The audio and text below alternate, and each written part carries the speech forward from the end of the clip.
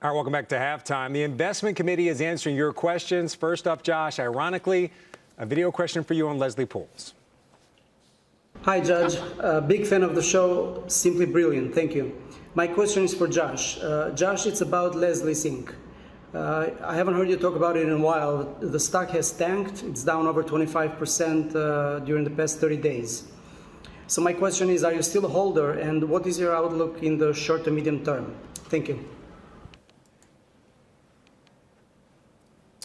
So that's a great question. I haven't talked about it in a while because it's down, and I only talk about my winners in public. But I am still a holder of Leslie's, and I do still believe in it, and I may even end up adding to the position. I don't quite understand why it's down, other than the fact that a lot of people don't know the story yet. I think it's one of the cheapest stocks I own. They reported earnings last week that were extraordinary. $600 million in sales, $180 million in free cash flow. Sales were up 24% year over year. And just look at the big picture.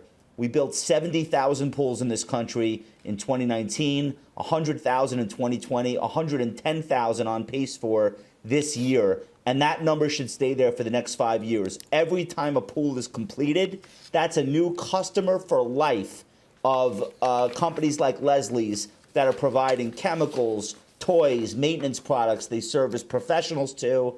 And I think it's a very unique business. It's only a $4 billion market cap. So I think the best is yet to come. I would not abandon the stock. My timing may not have been great getting into it, but I don't have a short-term outlook. I have a long-term outlook on almost everything I invest in. All right, next question is for Stephanie. Darko in Portugal writes, is IBM still worth holding? It's actually worth buying, especially since it's corrected 8% from its highs. This is a turnaround story, and a turnaround story takes a long time to evolve. But the management is executing flawlessly, especially in cloud, AI, blockchain. They've made 15 acquisitions in the past year in cloud and in software and IT services, really the higher growth areas within technology. So it's trading at 13 times, a 4.7% dividend yield while you wait. So I would be a buyer right here. All right, next question is for John, from John. John in Wisconsin asks, does John Najarian still have any Zynga options? I do not, and it's not because I don't like the company, but the options that I had have expired, and I always tend to stick, Frank, to the time frame that the unusual activity is in. If I were to be in the gaming space, I would like Roblox much better at this stage anyway. But no, I am not in Zynga.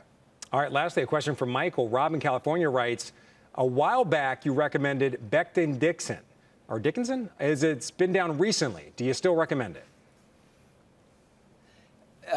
Rob, this has been one of my more frustrating names that I've held this year. It's only up about 1%.